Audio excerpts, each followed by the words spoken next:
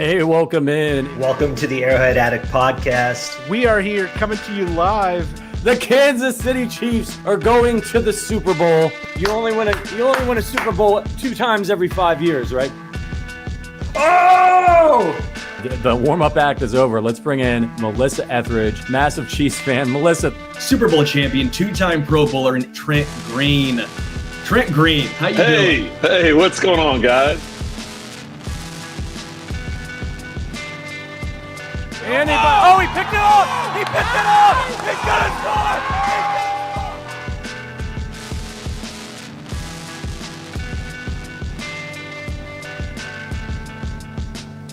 score! We'll see you next week, but until then, as always, go Chiefs. Welcome into the Intangibles podcast, an Arrowhead Addict podcast. My name is Bryce Carter, and I am joined by always with my good friend Christian Ainsworth. Christian, happy Monday to you. Hey, how's it going, man? It's going good. How are you doing today? Pretty good. Weather's nice. Getting some stuff done around the house. Nothing crazy, but are you doing better than Daryl Dockett? How do you mean? Well, you know who Daryl Dockett is, right? No, I have no idea. How do you don't know Daryl Dockett? Star quarterback. You don't know Daryl Dockett? For who? This isn't a bit, by the way. I have no idea who you're I'm surprising about. Christian with this. Okay. Well, I don't know how you don't know who Daryl Dockett is, because he's the quarterback of a star football team, and that's the U.S. flag football team. Oh my God. Okay. And he's upset. He's upset because he thinks it's disrespectful to automatically assume that the NFL players are going to be able to just join the Olympic flag football team. If you don't know, flag football is being added to the 2028 Summer Olympics. And this is his quote: "I just think it's disrespectful that they just automatically assume that they're able to just join the Olympic team because of the person that they are. They didn't help grow this game to get to the Olympics," Dockett said to The Guardian. "Give the guys who helped get this game to where it is their respect." He also goes on to say that flag football, it's a different game. They do lots of trick plays that the NFL considers trick plays. That's just normal stuff to them. So, I mean, what are your thoughts? Does he have a right? Does he have an argument here? Well, yeah. When I think of Derrick Henry, I think of unathletic, unintelligent, somebody who can't really do that type of stuff. Same thing with Tyreek Hill. I don't know if he'll be able to make the roster. No, what the hell is that guy doing? What's he talking about? His argument is that tackling a player is different than trying to get a player with his flag, which, I mean, I personally think it would be really hard to get Tyreek Hill, Justin Jefferson, their flag, right? Like, if they're good at breaking tackles, they're probably good at having people evade their flags, right? But I mean, I don't know. Maybe Daryl Dockett's got an argument here.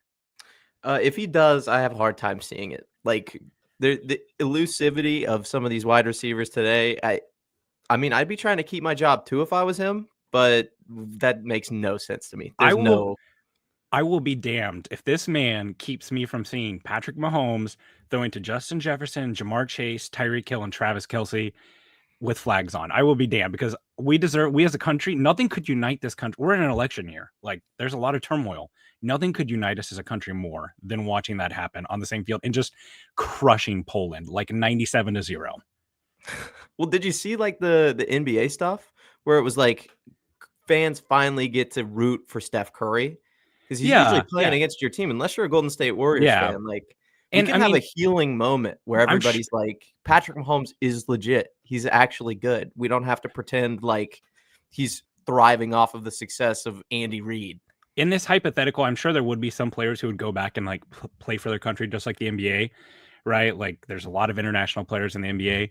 But the U.S. team would just absolutely destroy anybody. I mean, just imagine an offense with Tyreek Hill and Travis Kelce and Patrick Mahomes. That would be special.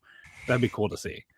That would be really cool. I think my favorite comment that I saw to this quote, because this quote went around that Daryl Dockett said, someone posted on Twitter and they said, yeah, man, that's crazy. Anyway, can I get a number 4 with a large fry and a Coke Zero? that was probably my favorite. Okay. All right. We'll stop dunking on this guy. I'm sure, you know what? He's a better quarterback than I am. So props to him. I'm sure him and Patrick Mahomes have a lot in common. But thanks for joining us today here on a Monday. As per usual, we're going to be talking about the preseason week game 2 here. Talk about kind of some of the fringe roster spots, how we think those final roster breakdown gets shaken out.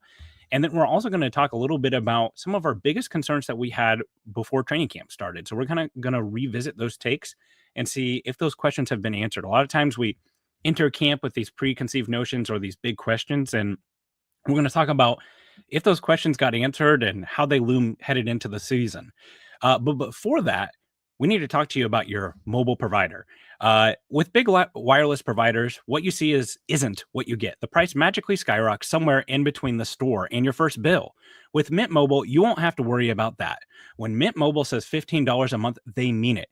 To get this new customer offer and your 3-month premium wireless plan for just $15 a month, go to mintmobile.com/arrowhead. That's mintmobile.com/arrowhead. Cut your wireless bill to just $15 a month at mintmobile.com/arrowhead. $45 upfront payment required, equivalent to $15 per month. New customers on first 3-month plan only. Speed slower over 40 gigabytes on unlimited plan. Additional taxes, fees, and restrictions apply. See Mint Mobile for details. All right, Christian. So we've talked flag football. Let's actually talk about real football. Let's talk about preseason week 2 for the Chiefs. The Chiefs fall. Brett Veach needs to get this team under control. They've lost 2 games in a row. What are they doing? They fall into the Lions 24-23. What are your thoughts? Big takeaways? What do you think of the game? Honestly, I was pretty impressed with how they bounced back. Like, we can shit on the lack of W's that we've been taking as of late, but like, dude, if you look at that first game and then you look into the second one and compare like the discipline, the understanding of the rules, like it's 2 completely different games. Like you can see a whole season's worth of changes in those 2 games. I understand it's preseason. Like, these aren't the type of guys that are going to be affecting the roster in major ways, that are playing the majority of the snaps. So like, seeing that change and seeing like a team get all the jitters out, if you can call it that, was really refreshing. Yeah, I agree with you that there definitely were some nice signs of progress from several groups that struggled last year. It's also worth noting, right, in Jacksonville, they played starters against the Jag starters, right? Here, they were playing almost entirely backups. There was no Amon-Ra St. Brown or Jahmyr Gibbs or Jared Goff or any of those starters for the Lions, which is fine. But they went out, and especially the starters, I thought looked very good, very sharp. I was really encouraged by the first offensive series. Xavier Worthy coming out party. How did you feel about it? What did you think? Oh, dude, that's like exactly what you want to see out of him, right? Like, we talked right as soon as they drafted him, like, big threat down the field. Have some worries about him being consistent, like catching contested catches. But like, dude, you don't need to catch contested catches when there's nobody within 10 yards of you. And that's what was happening. Like, again, this isn't against the starters. This isn't against, like, there was no prime Stephon Gilmore he was going up against. So it's kind of yet to be seen whether that'll translate. But like, dude, if you're a Xavier Worthy supporter, like, that's the game you hang your hat on and be like, all right, yeah, I told you. See? I'm not sure why it took so long for this to click in my head. I wrote about Xavier Worthy back in November about him being a prospect for the Chiefs to draft, just, going off of the profile and his college tape and stuff. So I've been deep in the Xavier Woods forest for a long time. And I don't know why this just clicked for me, but someone said, Andy Reid getting the guy who made Deshaun Jackson into Deshaun Jackson and made Tyreek Hill into Tyreek Hill, getting Xavier Worthy, like, what are we doing here? Like, what are the concerns? Why, like, do we not think that he's not going to be able to do it again?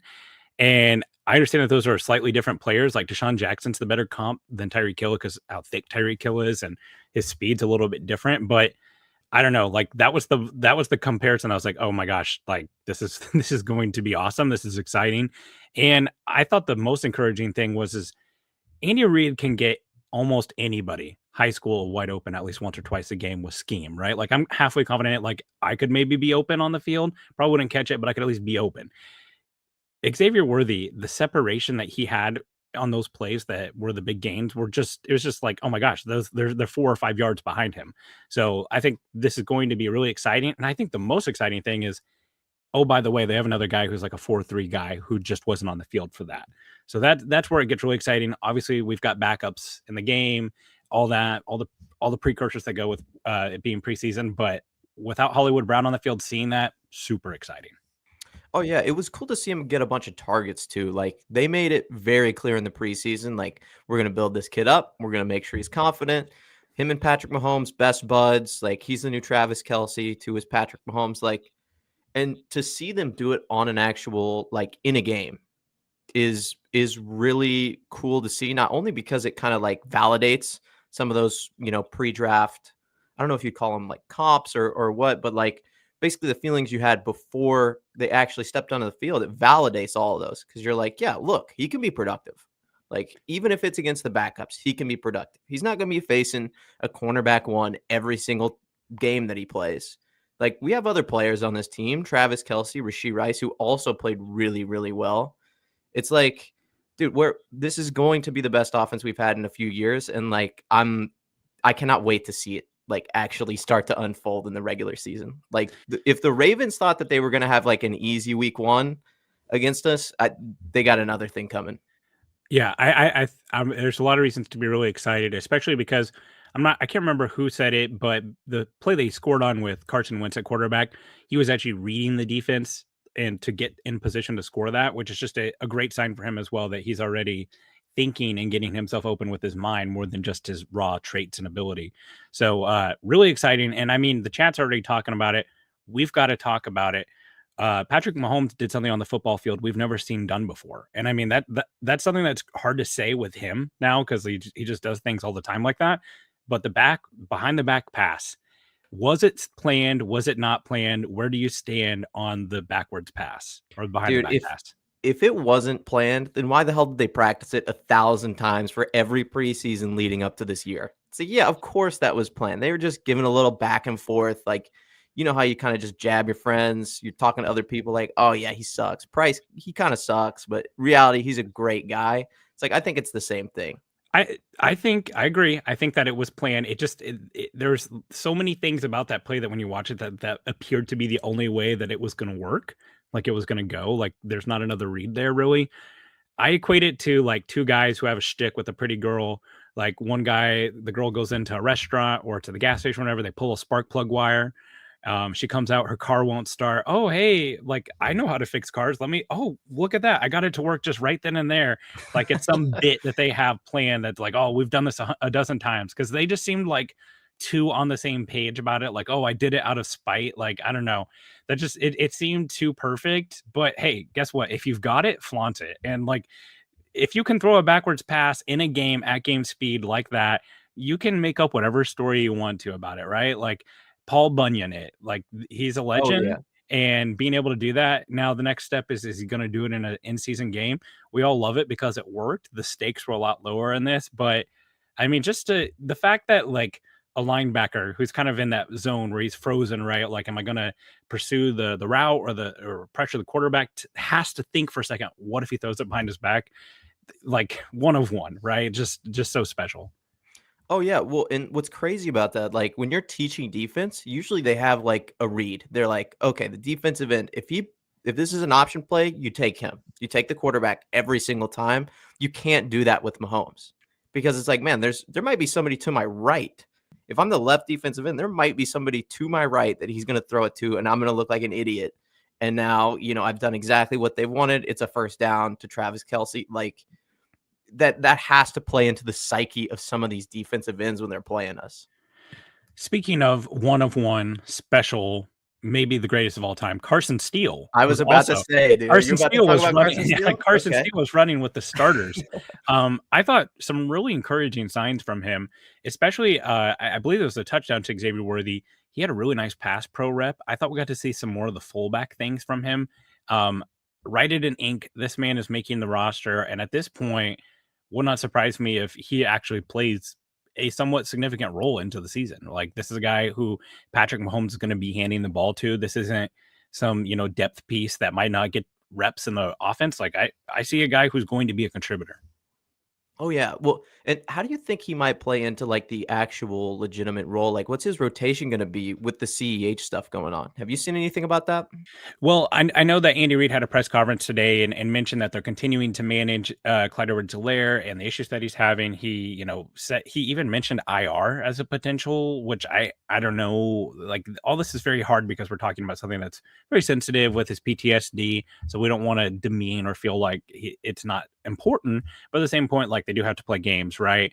To me, like, if you're talking about what does success look like for Carson Steele, it's Darrell Williams, right? Like what his role was on this team as the second or third running back, where he was never the lead guy. He was at times and filled into that role nicely, but bigger body, like pass pro, could do some things in the pass game. Like if you have Darrell Williams, I think that's a really exciting player. I don't think that you're ever going to want him to be your lead back, and like I don't think that's what you want from your starter, but he's a great number two. And it just comes down to like how much do they trust him over Clyde Edwards-Helaire, and how quickly does it take for him to separate himself from Clyde?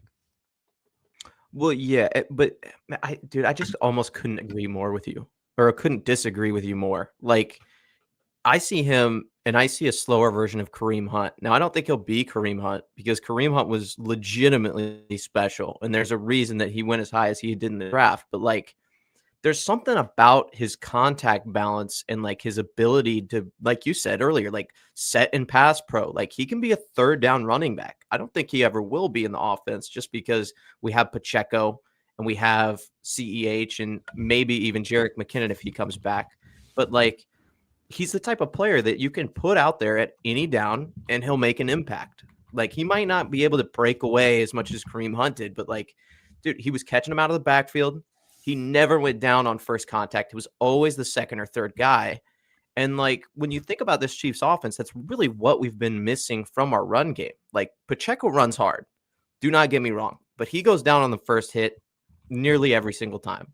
Like he bulldozes and goes forward. He'll get you an extra 2 or 3 yards off of that. And but he has that breakaway speed that we haven't really seen in game either. But like just somebody who can be reliable on all these different sets. Like I just have a hard time not seeing him as the running back too at this point. Like who else is on the roster that's going to challenge him? Deneric Prince? Probably not. I mean, he had one good play, but then he couldn't juke one guy out of his shoes, like in the middle of the field. So where you really think that he has to like compete with CEH if he comes back? I don't think it's close. I think to begin the season, probably they're going to probably give the nod to a veteran who they've seen do it before. Quite frankly, I think the person like I feel that there's a strong possibility that there's a running back that starts week one on the Chiefs or like plays week one snaps that's not on the roster right now. I think that's one of the positions that they might be somewhat aggressive in trying to add. I've brought up Samaje Perine a couple of times. Audric Estime, the Notre Dame back, is really taken to their pass protection role. Like that's a guy I could see who they could have some cap savings by moving from. He would make a ton of sense. In that case, yeah, like I could see Carson Steele like just getting limited time, having to compete for a role. But if the running back is configured the way it is, I don't think it's going to take long for Clyde and for him to separate himself over Clyde, especially because as long as he stays healthy, like he's going to be more available than Clyde is. That's pretty much how it's been all season. And if you go back last year, I'm not going to pretend to know because we don't. There's been a lot of times that Clyde Edwards-Helaire has been marked as ill and missing practices going back to last season too. So that could be related to it as well. So he's more available, and I think we can all see the talent and the physicality and how that is a tone setter. So yeah, I don't think it'll take long. I think the biggest factor to him is like someone coming in who is an experienced vet who's going to, come in and compete with him, like a Latavius Murray or something like that.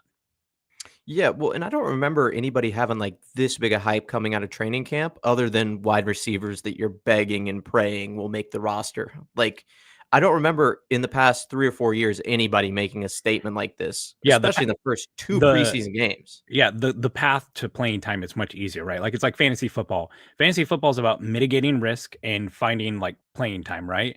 So the path to playing time there is like, hey, can he just be better than Deneric Prince and Clyde Edwards-Helaire? And that feels pretty doable. If the path to playing time becomes more complex, then we can start talking about like how much of an impact can he really have on the true like 53-man game day roster. But yeah, I was encouraged by that. I thought we saw some good things. Real quick, I wanted to talk about, I'm not really sure that we're giving credence or credit to just how big of a season Rashid Rice could actually have this year. He was getting fed in this preseason game. Patrick Mahomes went to him 2 or 3 times consecutively, and it was just easy money every time right there in the middle of the field. With the amount of space that is going to be created with Hollywood Brown, with Xavier Worthy, him and Travis Kelce are going to feast. And I really think, like, let's just set the off the field stuff to the side here for a second. I know it kind of stinks to do, but if he had the season that he had last year without that off the field issues, everyone would be excited and hyped up about how good of a player he can be. He is a bowling ball with the ball in his hands. He has got good hands. He's got explosive speed when he turns up the hill. He's super exciting, and I think that this is we could be on pace for him being the top receiver here in Kansas City if he doesn't get suspended statistically. And I think his impact is just going to be really, really large this year. Well, yeah, and they talked about him being when they drafted him being like a big slot that can take that like zone that he can play off of zone. He can be like the Travis Kelce-esque player who's in the middle of the field making the reliable catches that are just, gimmies in the middle of the field versus some poor slot cornerback who has to guard 2 ways. So seeing him on the field and doing that this early, I mean, it's encouraging, obviously, because we saw him do that last season as well. But like he really could. And if Travis Kelce takes a step back, I think that's really going to be where he might start to make his money is if Travis Kelce, they go, hey, listen, you dealt with some injuries late last season. You're so important to this team. We're going to drop your plays that you're on the field 10%. You're going to play 10% less snaps. It's like, okay, well, Rashid Rice has got to pick that up now. And you got to have guys like Noah Gray who can come in and kind of fill the void as well. But like, if there's anybody Mahomes is going to look for over the middle of the field, it's going to be Rashid Rice. And if Patrick Mahomes is looking for you, you're going to do pretty good. I could see 1,300 yards. But that's the way it has to be. That's how he gets it. It's not going to be everybody's on the field and he's the main focus. I think he'll have to kind of find that Travis Kelce role. Yeah, and I think, here in the NFL, more and more you see star receivers who have massive impacts and are paid at the top of the league, money come from predominant slot players. Like Amon-Ra St. Brown was on the sideline here in Arrowhead. Like that's a player that their play styles are a little bit different. I think Brown is a little bit more explosive, but like another like pretty much slot exclusive player. So yeah, Rashid Rice, super exciting. And again, we can't give enough credit to the coaching staff for turning him into a completely different player than he was. There's a lot of people who are really down on him as a draft pick because of his fit into the offense and what type of player he was at SMU, and they have completely revitalized his role and turned him into a totally different player, and he's thriving in it. And it's exciting because as the Chiefs, as you mentioned, they kind of slowly work towards replacing Travis Kelce and his production. It's really, really encouraging to see like, hey, if the foundation is Rashid Rice and Xavier Worthy, you feel pretty good about that as a starting point going forward. Let's switch to the other side of the ball real quick here. This one, I think I know the answer to it, but it's worth asking. Are we a little bit concerned about the defense? It's not looked particularly great, and I'm talking about the starters here. It's not looked as sharp as it could. Certainly not what it used to be last year. Is there reason to be concerned about the defense? In the defense overall? Probably not. But if you're Brett Veach, you're already looking for other defensive end players. And I think that's very telling about where FAU is at this point. Yeah, I'm there with you too, as far as the defense and just kind of overall, there's just so many starters missing, right? You've got Nick Bolton who's not playing. You have Justin Reed who's not playing. Jalen Watson hasn't been playing. Chris Jones isn't playing. Derek Nottie isn't playing. Charles Omenihu is obviously still not, like he's, not going to start the season on the active roster. He'll probably be on PUP. There's a lot of really big impact players who are not on the field.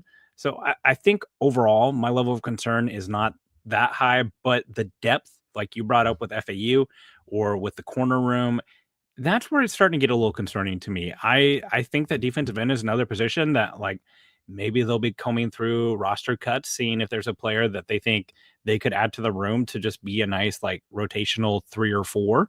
And corner is another spot that I think I doubt that they add a corner, but I think that they might lean towards keeping a few more safeties than they have in the past. Like I think Deion Bush is borderline a lock to make the roster, which I wouldn't have said in the beginning of camp, but he's another body that they can put on the field that they trust to be in the right place. That's going to be an impact special teams player. But yeah, the defense is, we're going to get to kind of some of our burning questions that we started training camp with. That's one that's going to come up, but defense is just a slight eyebrow raise. Hopefully, as long as Chris Jones comes back and is the version of himself that he's been, Nick Bolton, etc., I'm not too concerned, but a little concerned. Oh yeah, well, and I'm so happy you mentioned the safeties because like that's going to be a main point of emphasis going on on the season. Like I think we legitimately could see 6 safeties on the roster, and I don't know if you could say that 2 or 3 years ago. And I don't think any like newer roster construction would advocate for that. But you have guys like Chamari Connor who can come in and play the slot, and it's like, yeah, he's a safety in name, but like he's a legitimate slot cornerback. He can play in the slot. He can help against the run, like. And that just might be how the defense is constructed. I don't know if there's any reason to like, pump the brakes and be like, oh man, this is going to be a, bottom 15 defense in the league this year. But, we talked about regression. That's probably going to happen, but, nothing crazy. Yeah. And Chris Roland Wallace flashed a little bit too. I mean, I would be surprised if he makes it just because of like how many safeties they already have, but he's someone who flashed a little bit in this game too, made several plays on the ball. That could be another guy. Obviously he's kind of, deep down the depth chart, but they've got talent there and maybe they choose that talent over some of the more questionable corner talent. Okay. So we were just talking about the preseason game, kind of recapping it a little bit. Any other big takeaways or player that you really wanted to highlight that you thought had a great game? No, just Carson Steele. He's my dude now. I ride with Carson Steele. That's about it though. Nobody else really flashed to me. Yeah, it was one of those games that because the starters had such a, like strong statement kind of couple drives and then they were out, it felt a little bit more like this is the line in the sand. This is where like these are meaningful players and these aren't as meaningful players. I do think the kick return from Sky Moore just kind of like caps off something that has been a trend here for the last couple of days since the Hollywood Brown injury. And that is that I think that his roster spot is pretty darn safe. Between the special team contributing, between his role, like when he's getting snaps, he's, mixing in with the first team some, and then like distinctly with the second team. They seem to trust him in his role and knowing where to be in the offense, being in the right place at the right time. The kickoff return, I think that you could have some usage there too. I tend to think that he's safe for making the 53 man. Yeah, and that's not something that I would have thought going into this season. Like he was very much a player that all of us were worried about. I think Kadarius Toney's probably head's on the let's just block. actually transition to that. We're talking about some of the fringe roster spots, like who kind of gets the last spots on the roster. Let's talk about the wide receiver room here, and you brought it up. I think at the beginning of the season or the beginning of camp, me and you were pretty bullish still on Kadarius Toney's ability to be on this roster because of the traits. And unfortunately, he has proven to be exactly what he has been. And it's proving more and more that is who he is and not the mystery, right? He is a player who is often injured, who struggles to do the mental part of the game correctly. He gets penalized twice on a single play. He, lines up offsides in the Bills game. He's been injured several times throughout camp and missed practices. At this point, it feels a long shot for him to make the roster. Keep in mind, he makes the same amount of money from the Chiefs, whether he's on the roster or not. So if they cut him, they are truly just walking away. If he would have shown any moniker of being able to be on this roster and be a contributor, they probably would have wrote it out. But at some point, he is such a net negative on the field that they've got to move on. Yeah, well, and you're taking meaningful snaps away from other players who might actually have potential. And Kadarius Toney is nothing if he doesn't have potential. I mean, that's what his whole thing has been his entire career. It's, hey, man, he's only played wide receiver for like a year, but he's got potential. He's like so explosive. And then he comes to the NFL. It's like he has a 179-yard game. It's like, wow, that's insane. His potential sky high. And now we're to the point where it's like, yeah, start producing a little bit. We got to see something. When we have to bring McCole Hardman back because we don't trust you to run his spot, that says something about how much you've progressed over the past 2 seasons. And it's like Sky Moore is another player that, you look at and you go, we'd like to see some. He's starting to show you some. It's not just potential with Sky Moore anymore. Now, it's not where we thought he'd be, but like that kick return was nice. If he can be reliable, that's a perfect role for him. We'll just compare those two players, right? You have Kadarius Toney, who has all the talent in the world, right? Like route running and stuff, those things need to grow. But as far as raw talent, Kadarius Toney might be one of the most talented players in the wide receiver room right now. You've got Sky Moore, doesn't have a lot of traits, does the little stuff well. And who is more likely to make the roster? And it's Sky Moore, because he's doing the little things. He's on the practice field. He's in the right spot at the right time. He's not committing penalties. He's contributing on special teams. Kadarius Toney is doing all the exact opposite of those things. And if you can't make it work with Andy Reid and Patrick Mahomes and the back-to-back Super Bowl champions, when they give you a huge opportunity to basically be their wide receiver one, it's getting late fast for him. And I'll be interested to see what happens if he doesn't make the roster, like if someone picks him up. Sometimes the third team is the real wake-up call. Like, oh, the Giants, it just didn't work. They were a joke of a franchise anyway. Look at me. I won a Super Bowl with the Chiefs. I just didn't work with them. That third team, like Marcus Peters was kind of like that. Like he had probably some of his best years with the Ravens, after with the Chiefs, after with the Rams. Like sometimes third team is the team that gets the best out of a player. I'll be interested to see what happens to him. Speaking of wide receivers, so we think Sky Moore, we think not Kadarius Toney. Where do we sit with Justin Ross and Nico Remigio? Who do you give the edge to? Do you think that they keep 7? Do you think they keep 6? Could they keep 5? Where do you sit on this? I have two perspectives here. One is with my heart and what I really want to have happen. I want Justin Ross to be on this roster. He has just made highlight play after highlight play in preseason games, and we just never seem to trust him when it comes to the regular season. And then we have I'll think with my head here, Nico Remigio is everything that the Chiefs want in a wide receiver. He's smaller, he's quicker. He can do some of the things that, Justin Ross just can't do, like return kicks or play significant special team snaps. And it's like, yeah, I would love if we would utilize Justin Ross's skill set, but like Nico's just going to be the guy that makes the roster. And I have to start making my peace with that. That's just the way it's going to be. Well, actually, I'm a little bit less in on Nico Remigio than I was before. And I think that's just because I think everything that he's shown that's a really plus trait is going to be predominantly in the return game. I know that he's had some nice moments as a receiver, but a lot of times that's with the second and third team. I think that they can get most of that from McCole Hardman. McCole Hardman's a guy that they traded for to get back on the rosters, making big plays in the Super Bowl, a player that they trust, kind of a locker room guy too. I don't know that Remigio and McCole Hardman both make it. Maybe McCole's the one on the way out. I'd be surprised, but I could see it happens. Ross, to me, stands out because he's the guy who has that body type that they don't have. To me, if Hollywood Brown's on the roster, I shouldn't say on the roster. If Hollywood Brown isn't injured, he is probably a long shot to make the roster. But I think there's a real chance that they keep Hardman and Ross, and then Remigio is the guy who goes to the practice squad. Again, we always do these with these camp darlings. Oh, there's just no way that we could get Nico Remigio onto the practice squad. He's just so talented. And then, they do, because every team's got these guys. So it'll be interesting to see. I know that both Sky Moore and Remigio had nice returns. Again, it's not that these guys are talentless or that I think that they stink. It's more about building a wide receiver room that's functional both on offense and special teams. Well, yeah, and getting people that can run the different roles that you have on the team, right? Like the reason that Hollywood Brown is so intriguing, especially for me, is because he can play the X or he can play the Z. Like he can be up on the line and beat press. It's what he did primarily last year with the Cardinals. But then you have him, he's fast enough, he's quick enough, he can play the Z. It's like those two guys that we just talked about do not have the capability to do both of those things. It's about what we lack and what we can replace with the people that we have on the active roster. I agree. Justin Ross can do, I think, what not a lot of wide receivers can do on this team, but I said that about him last year too, and it broke my heart to see him go. And that's just what it seems like it's going to be at this point.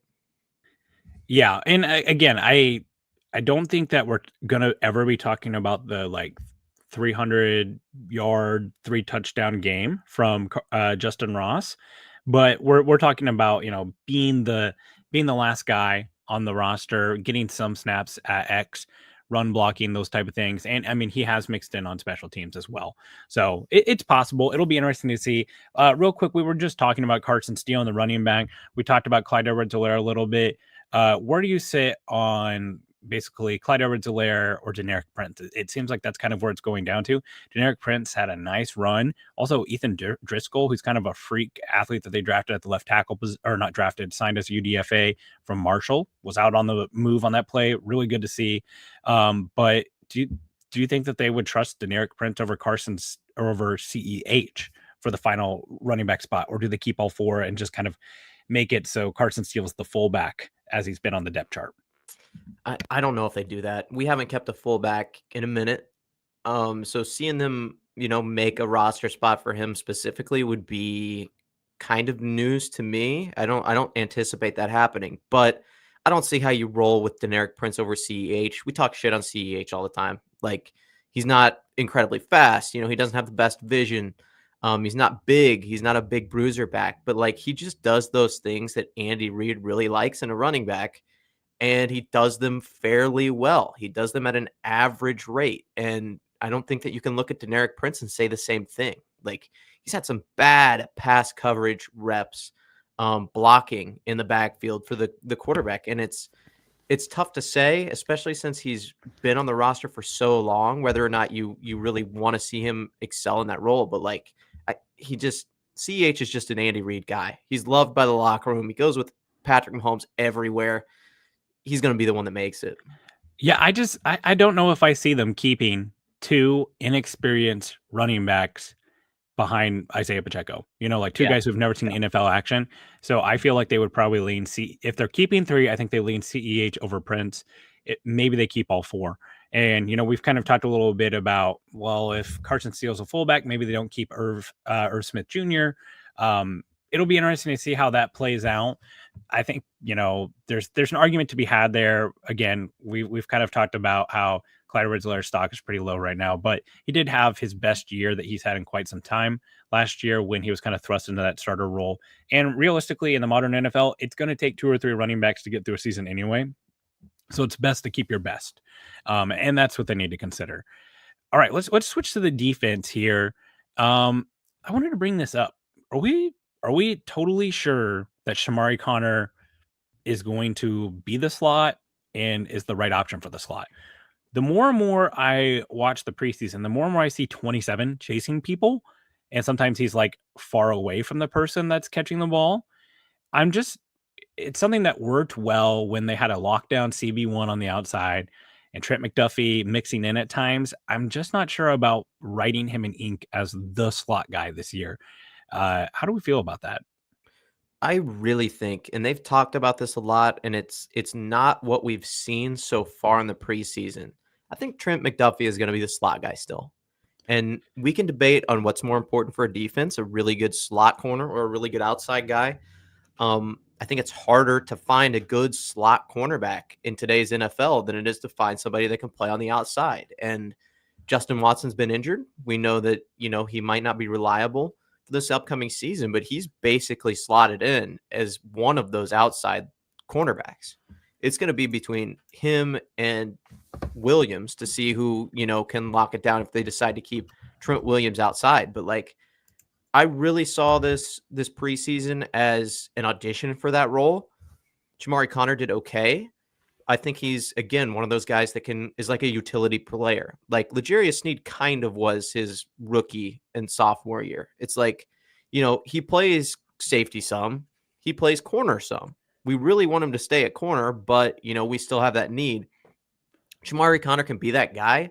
I just don't know if he's better, if he makes the group, if he rises the floor of the group from, if it's comparable to having Trent McDuffie in the middle and then 2 other guys outside. I don't know.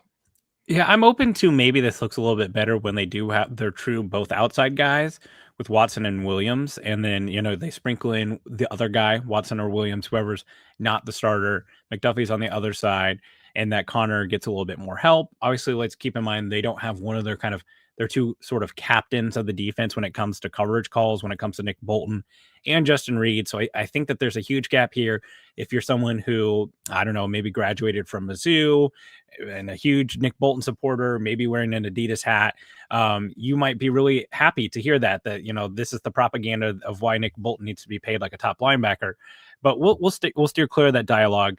I never said like a top tier linebacker. Okay, I said 15 million. That's not in the top 1% of the linebackers in the league. Okay. Okay, you're not wrong. You're not wrong. Okay, but yeah, I'm a little worried about Shamari Connor. I think like we've done it, like we've just written it down that like, oh, that's taken care of. It's like whenever teams they draft a player at a certain position of need, and you're like, oh, well, they took care of it. They drafted that guy, and it's like, well, that guy has to be good to really cross that off the list. Just because you draft a player, or just because we have a name, doesn't mean that that's problem is fixed.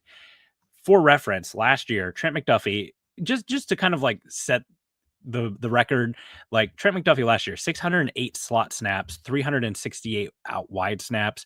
He had 188 snaps in the box. So it's not like he was taking all, but like I always go back to Jalen McMillan when I was doing the draft process. Jalen McMillan took like 9 snaps the entire season that weren't in the slot. Like the definition of a slot receiver, right? It's not that stark. So maybe we see those numbers even out a little bit. Maybe it's closer to like 450 slot for it. I think that we will definitely see him there. And I think they should probably base that upon the team that they're playing. If you're playing a team that has a really strong slot receiver, like an Amon-Ra St. Brown, like a Jamar Chase, maybe that's where you mix them in. However, if you're playing against the Raiders where Jacoby Myers is running the slot and Devontae Adams out wide, maybe that's where you deploy Trent McDuffie. I also think like they should use size as part of a moniker, right? If you're paying a team that's got a big outside receiver, I think that's probably not the person for Trent McDuffie to go against, put him against the smaller, shiftier guy. That's probably where it's going to have more success. So it'll definitely be interesting to see how that shakes out. I don't think that Shamari Connor's in trouble roster wise. He's definitely making the team. Just kind of what will his role be? Maybe we're planning a little bit more of a big role for him than he will actually get. Let's actually keep going with the corner rotation. I think we feel that L'Jarius Sneed, Jalen Watson, Joshua Williams, they are all locks along with Najee Johnson.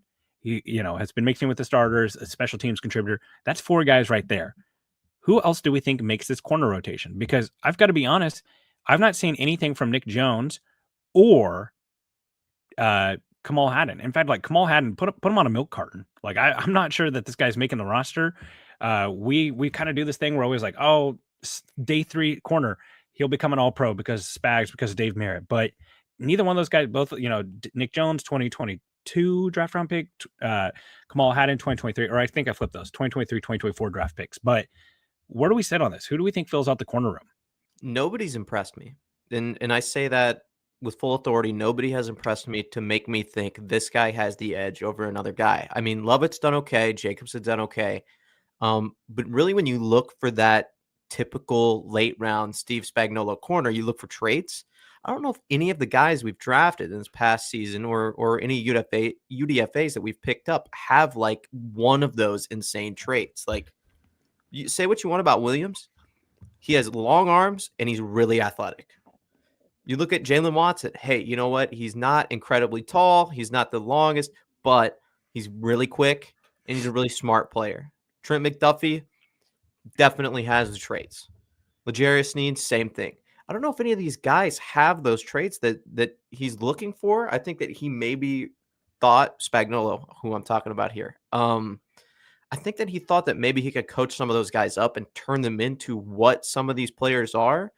But I don't know if any of them have that floor of, hey, well, you know what? Maybe I'm not incredibly fast, but if I put my hands on you at the line of scrimmage, you're done. And it doesn't matter how good the rest of my rep is. Like, there's nobody like that on the roster in those lower tiers. I could see us picking somebody up. I could see us making a point of like, hey, we've invested in Kamal Hadden. That's who we're going to go with. But I mean, what about you? Have you seen anybody that's really shown you anything? No, and I agree. And to that point, like Nick Jones and Kamal Hadden, I think it might be one of, if not both, because they've been mixing Hadden in the slot more, which is not where he played at all at Tennessee. He was almost exclusively outside guy. So I could see like one or the other with those 2 guys and like, hey, we'll keep one of our day 3 guys. And then I'd also like to bring up Kelvin Joseph and Keith Taylor. Both those guys are veterans in a sense. They've not played a ton of starter level snaps, but they've been on the NFL field. Keith Taylor was added to the roster exclusively for special teams during the playoff stretch. He was a part of the Super Bowl team last year.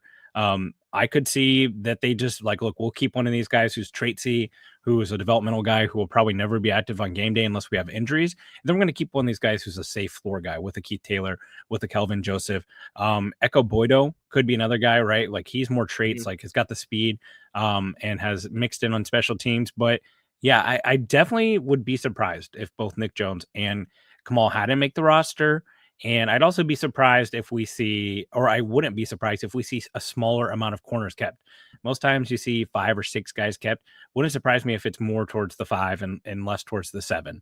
And that, you know, like we alluded to before, that they're keeping more safeties because of just what they have there. And yeah, like if there's a guy out there that they feel really good about, that was a draft prospect that they had, you know, a high grade on, maybe that's someone that they pick up. It wouldn't shock me either. They've done that in the past. So be interesting to see what happens there. Last question, UDFAs. We had a couple of UDFA crushes that we thought would make the roster. Fabian Lovett, Curtis Jacobs were some of those guys.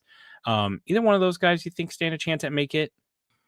I don't know. I really want to ask you about LRZ. You threw that in my face, that Nick Jones crap. I want to see how you feeling about LRZ. How's he doing? I do not think that he is making the roster. Let's put it that way. Again, I continue to be impressed. He had a nice pass pro rep this week that I saw on the All-22. I continue to be impressed by him in the sense of like, oh, hey, this is a guy who's never played NFL football before. That's impressive. I am not going to be surprised if he doesn't make the roster though, because he is not, he's just not an NFL player. Okay. Not right now. Impressive. Okay, you have to give him some credit though. The kicking has improved a lot, and that could be a really cool niche that he makes the roster as like this backup kicker who provides some type of, you know, big body on kickoff. Yes, I also think that I don't know. I just continue to think that this is more of a project than it is an instant thing. It's really hard to justify a roster spot on a guy whose biggest contribution is like, oh, sometimes he can kick the ball for us, which, oh, by the way, we already dedicate a whole roster spot to. Also, pause. Can we just talk about why does the NFL exclusively dedicate a position for snapping the ball whenever Noah Gray came in, did it great, and like can also like, I don't know. In baseball, like I think the future is like Shohei Ohtani, right? He can hit and he can pitch. The Royals, they drafted a first baseman, Jack Caglione from Florida, who can also pitch. Why do we do this? Like just dedicate a whole roster space to a guy who's just snapping. Like just teach Noah Gray or Jared Wiley how to long snap. And that's like they just dual roll it. Like, I don't know. It just kind of surprises me that we still are in this place. Well, I mean, I think that athletes have gotten better and more well-trained. I think that you're going to be able to find those guys a little bit easier than you could have a few decades ago. Like, yeah, why not? Combine them both, find somebody. But I don't know if that's a revolutionary idea, Price. Yeah, I think you need to go to some of these NFL teams and tell them, save your roster spot, make some money too. Well, that's my big thing about the backup quarterback too. Like, stop making your backup quarterback this pocket passer guy who you only feel good about if your starter's hurt. Make it like, you know, Joe Milton, who is, you know, he was a running quarterback that was drafted late out of Tennessee. He's a bowling ball of a human, just cannon for an arm. Bring him in at the goal line and just like run Cam Newton packages. Basically, he's in New England, by the way. Like, make him a runner and then like save your superstar quarterback like Patrick Mahomes. Like that would be my dream, is that like Cam Newton or someone like that back when he was still a viable NFL player, but kind of on the way out, like just turn him into a power back at the goal line and just have a kick-ass red zone. Cause I mean, he could still throw the ball. But all right, enough about my like tinfoil hat things. Okay. So that is our breakdown of kind of the last couple of roster spots. Oh, we forgot. Yeah, we were talking about Fabian Lovett and Curtis Jacobs. Somehow we got on. Oh, LRZ. That's how it is. Curtis Jacobs. I still think stocks high on him. Had a nice play this week. He's still a guy that I think they love the special teams versatility. Love the linebacking core. I think that they'll lean towards keeping a lot of linebackers with the new kickoff and stuff. I think he's got a better chance than Fabian Lovett. Matt Dickerson, he kind of flashed a little bit, and I know like we all just kind of can't stand Matt Dickerson. He's a frequent whipping boy here. I think there's a pretty good shot that he's still on the roster. Yeah, I wasn't really impressed with the linebackers anyway, going into these past coming out of this past preseason game. But like there is still something about those players that like kind of flashes a little bit where you're like, yeah, I don't see it, but like I don't really see interior offensive line doing that well either. But we got to keep some people anyway, so like just throw them on. They can only get better, right? Yeah. I'm gonna call an audible here real quick. We were gonna talk about kind of some of our preseason takes that we visited, but I want to bring up a tweet that I made, which really just like anytime I can push my Twitter feed onto people, it's really wild, really all dude. about. So yesterday I tweeted that the Chiefs really found a starting wide receiver, a starting left tackle, and a starting strong safety in the draft class after winning back-to-back Super Bowls. Do you think that's a true statement? Do you think that they have their left tackle, starting wide receiver, and a starting strong safety? I think it's a little early to be calling your shot like that, but you know what? I'm all for it. Yeah, absolutely. Like we've seen flashes from our first and second round picks this year, and Jaden Hicks has been everywhere, all over the field, getting an insane amount of reps. Like, why not? Yeah, sure. Our just strong safety of the future just happen to be, sitting there for our second, fourth round pick. Man, the reason why I want to bring this up, obviously I'm joking about my Twitter, but also I want to talk about this in the sense of what is a good draft class and what to expect. Obviously we're getting closer and closer to coming to a conclusion about last year's class. We've talked about Felix Anudike's struggles. That is very real. That is something that the roster, it's something that, like, quite honestly, they're probably going to have to draft that position again. I'm writing a mock draft for the site that'll be up either Sunday or next week. I can tell you, like, the two positions I'm going to be targeting are defensive line and corner. And part of that is because Felix is just not taking the step that they wanted, right? But you also have Rashid Rice, a guy who almost hit 1,000 yards receiving in his first year, and we're already singing his praises about how big of a year he can have this year. Then we get into some of the other players who are taking that class. Shamari Connor was an impact player on special teams and on the defense. But then also you've got Nick Jones. Keandre Coburn's not even on this team anymore. BJ Thompson, what happened with him is unfortunate, but it doesn't look like he's going to factor into the offense. We're a year removed from the 2023 draft class. And right now you really have about two contributors. Wanya Morris mixes in there too. But if what you have is two backup, like a backup defensive lineman, a starting wide receiver, a backup offensive tackle, and like a third or fourth safety, that's really still a pretty good draft class considering like what the draft really is. And it's a crapshoot. So going forward to this class, the 2024 class, if the Chiefs get nothing out of any other players that they drafted other than a starting left tackle, a starting wide receiver, and when I say starting, obviously I mean, like top three. He's like a wide receiver 2 or 3. Yeah. Probably a 1 or 2 is what you'd expect, and a strong safety, which I don't think that Hicks is going to start over Reed, but I think next year that's definitively the plan. That is a great class, no matter what they get out of any of the other players. So if they get something out of Norzad, like, he's their starting guard, or CJ Hansen, they will have like definitively beaten the odds. And even if Kamal doesn't make the roster this year, that's a great class. And, I think a lot of people are really hesitant to give Brett Veach credit for this roster and how good it is because they have the ultimate deodorant with Patrick Mahomes, with Andy Reid. But man, the window that they have extended here is just really special, and their ability to identify talent, it's been a big part of why this window remains open. And I retweeted it. The Chiefs are right now still one of the youngest rosters in the NFL, despite having Chris Jones, Travis Kelce, two aging players locked up on long-term deals, and Joe Thuney, who's also an aging player. So it's really special. I think we don't give it enough credit, and I just want to draw recognition to the fact that, hey, this is what drafting looks like. And if you hit on 2 or 3 guys, the rest doesn't really matter. Yeah, well, and I think if you would have to break it down, like how many superstars do you want per draft? You gave it a point percentage.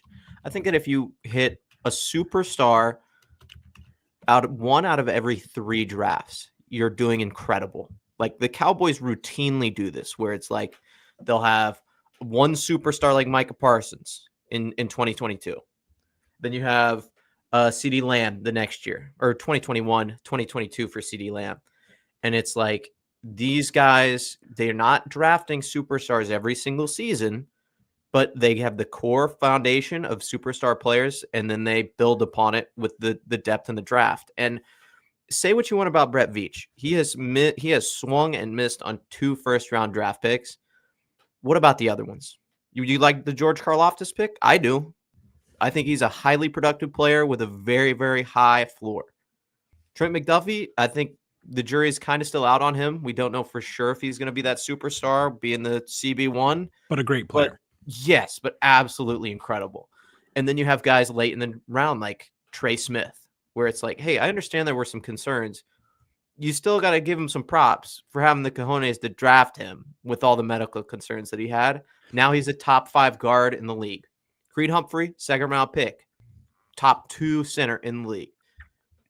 If you want to go back and look at how special what Brett Veach did after the Tyreek Hill trade was, let me read to you the draft picks that the Bills made this year. The Bills basically are doing what the Chiefs did, right? They traded away a star receiver. They honestly should have moved off of him sooner, Stephon Diggs, that is. But here's the draft class that they had. They did very similar things that the Chiefs did, where they were trying to accrue as many picks as possible and basically do a roster reset with a youth movement. Here's what they did. First round, or actually the first pick in the 2nd round, they take Keon Coleman, which not seen a ton from him in preseason. It's very early for all these guys, so let's just, it's very early. Then they take Cole Bishop, one of the first safeties off the board, if not the first safety. Depends on how you classify Cooper DeJean. He's not playing right now, and the Bills are down to like their 3rd and 4th safety because he's already injured. Dwayne Carter is a rotational defensive tackle who will not start. Ray Davis might be the 2nd or 3rd running back that they have on the roster. And then the Bills this year, I can't remember the name. I don't remember the name of the player. I think it's Connor Williams. They're starting a guy at center this year who has never started at center for them because Mitch Morse moved on to Jacksonville. Never mind the fact that they drafted Cedric Van Pran-Garner out of Georgia in the 5th round. This is, obviously it's very, very early for the rest of their draft class. There's more players I'm not reading, but like already the returns aren't like several starting corners and a starting edge player, right? That's what the Chiefs did with their 2022 draft class. That was so special. So weird thing that just kind of turned into a Brett Veach praise session, but just a reminder that drafting, it isn't easy. It's hard. And keep that in mind, like if Kamal Haddon doesn't make the roster, or whenever you talk about Keandre Coburn not making the roster and how he's, already on several different teams since being with the Chiefs. If you hit those home runs, the rest doesn't really matter. Yeah, absolutely. And I mean, I want to highlight just one more rookie class while we're doing this here between the Bills and the Chiefs. The same exact year, the Bills had more picks than the Chiefs did, and they did less. AJ Espinoza, 1st round defensive end. Zach Moss, Gabriel Davis, Jake Fromm, quarterback. Tyler Bass, Isaiah Hodgins, Dane Jackson. Like these are names of guys who have made 0 to very little contributions on the team. Here's just the top 3 picks from the Kansas City Chiefs draft that year. Willie Gay, Lucas Niang, L'Jarius Sneed. It's the same year. These are 2 teams competing in the same conference, going for a Super Bowl with incredibly good quarterbacks, have to make impact choices at the draft. Our GM does it, other GMs don't. And we can talk shit on Brett Veach all we want. Say what you want about his first round picks. The dude has been absolutely insane for us, and he needs his flowers. Absolutely. Well, that's going to do it for us today. A little Brett Veach praise session here. It kind of just happened organically, but it is a good thing. And you know what? As we get closer to the season, you're going to want to stay here, listen to Arrowhead Addict. Every day we've got a show. We've got lots of great shows. Make sure to become a member and join us in the premium Discord. Are you doing a fantasy football league this year, Christian? Yeah, I've got 2. I just set up another dynasty league. I might end up asking some people here to see if they want to join. So okay, well, I'm really excited because the draft, we're doing a big fantasy football draft through the Sleeper app where we're going to be like, basically because there's about 25 people in the league, we're going to be drafting a player like every 2 or 3 hours. So that way it's not just a live snake draft. But I'm really excited for that format. I feel like that's going to be much more enjoyable where I don't have that like 15-second panic of like, oh God, CeeDee Lamb, and just like mash a button. So make sure you get in there to that Discord. Some of the best fantasy football you're going to find around, lots of great discussion. And like we're talking more things than just Chiefs. We have general NFL discussion. We have discussion about just life. What's everyone doing on a Friday night? So it's a great place to be as Chiefs Chiefs season comes up. Thank you for listening. Make sure to like, subscribe, leave us a 5-star review. We already have 1 5-star review, Christian. Patrick read it the other day on the show, but someone's already giving us good feedback, so that's good. Not everybody has bad things to say. That's exciting. But leave a 5-star review. We'll read it here on the show. Thanks so much for listening. For me, for Christian, for producer Richard, who always does a great job. Have a great day, and go Chiefs. Yeah, thanks, guys.